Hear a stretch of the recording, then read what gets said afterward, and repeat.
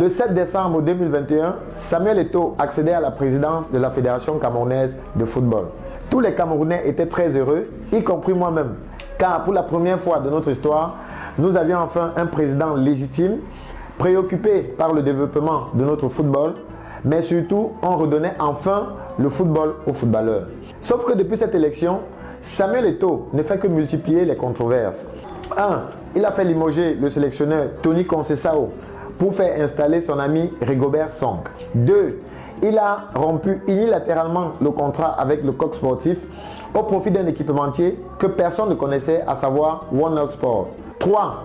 Il a fait proroger son mandat actuel de 4 ans à 7 ans, ce qui est du jamais vu dans toute l'histoire de l'administration des fédérations sportives. Bref, il prend trop de place. Sur le plan des résultats, Samuel Eto'o nous avait promis de ramener la Coupe du Monde.